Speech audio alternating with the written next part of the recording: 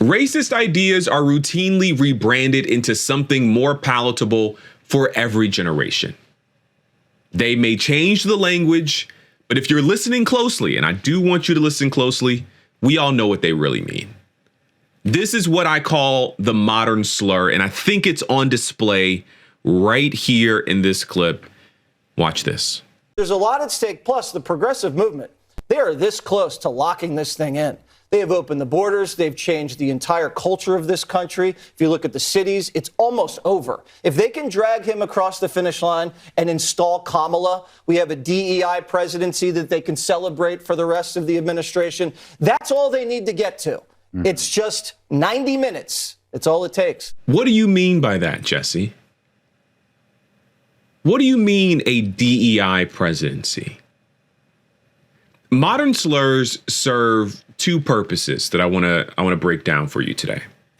Purpose number one, they give plausible deniability to bigots.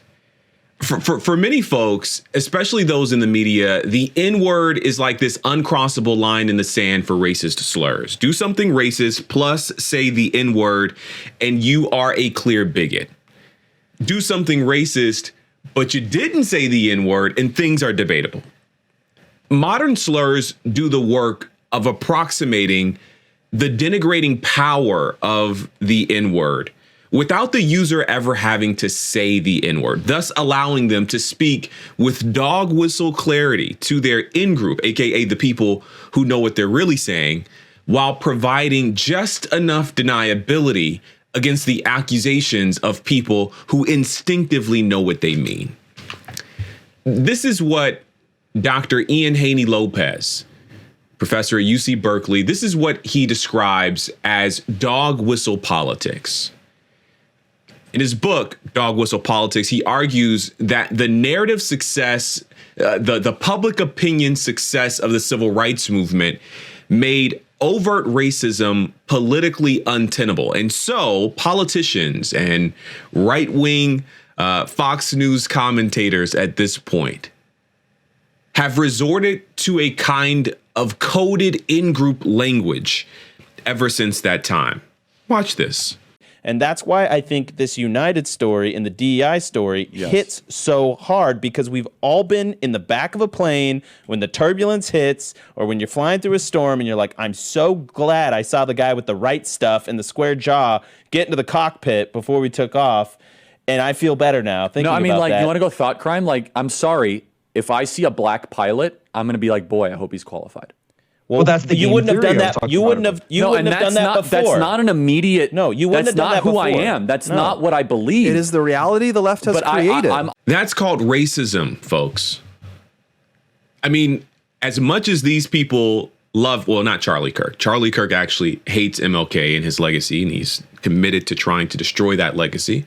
But most people would say that MLK's most famous line, to be judged by the content of your character, not the color of your skin, most people would say that that's an ideal worth striving for. And yet we live in a time where modern slurs are being deployed so that folks can get away with not having to live up to those ideals. That's purpose number one of the modern slur, deniability.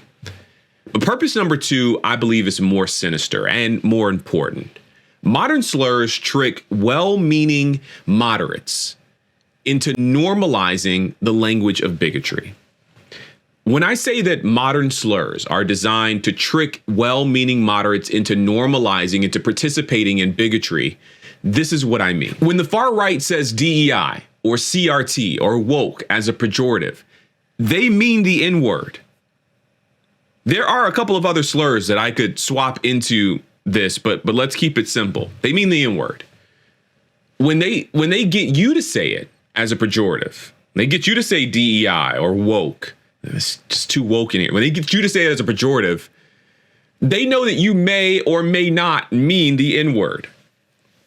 But that doesn't matter, because they mean it as a slur, and they've already done the work to closely associate the term woke or DEI or CRT with the idea of undeserving Black people.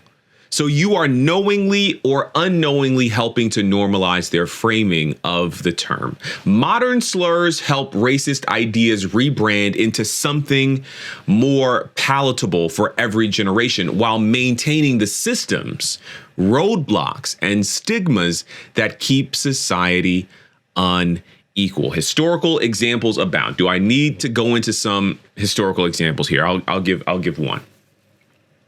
When the institution of slavery was no longer fashionable, it was rebranded into a colorblind justice system where slavery was given a convenient loophole in the 13th Amendment, except for punishment for a crime, except as punishment for a crime.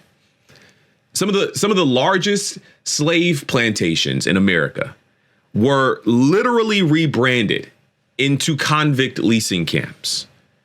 And then those camps were rebranded into state penitentiaries. What I'm saying is that in key ways, America swapped the yucky term slave for the more acceptable term criminal.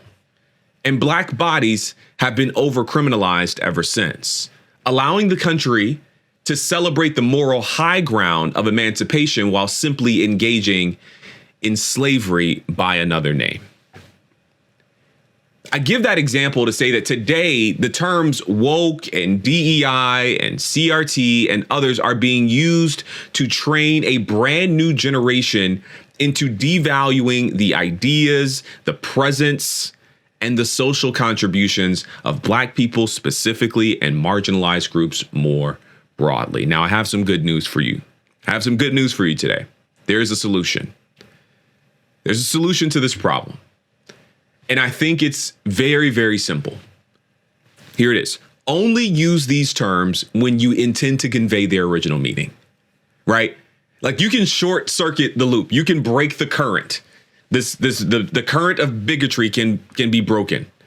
When you say CRT, mean a complex academic and legal framework designed to interrogate the role of race and racism in society and policy and the law. Mean that. When you say CRT, that's what you should mean. When you're talking about wokeness, do so as a way to express that there's an awareness that systems of marginalization are everywhere and affect everything, so we can't afford to sleep while our rights are being compromised. That's what you mean when you say woke.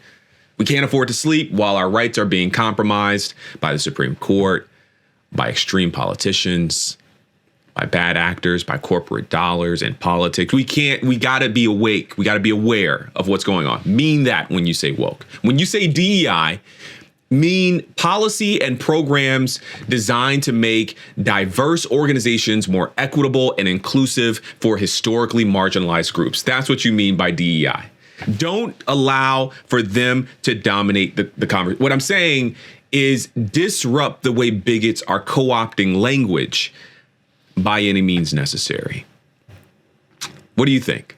Let me know down in the comments. By the way, I'm Garrison Hayes, sitting in for Jesse Dollemore. This is the Dollemore Daily.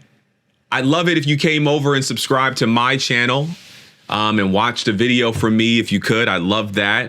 You can also find us on social media. You can find me on social media. I think my tags are right here, right now. You can follow Jesse. All of his stuff is right here. Very simple username on all platforms. Give us a follow. But listen, tell us what you think about these comments from Jesse Waters about modern slurs. This stuff is insane. I'd love to know what you're thinking about it. So get down in the comments and say something. As always, I'm glad that you're here, my friends. Until next time, peace.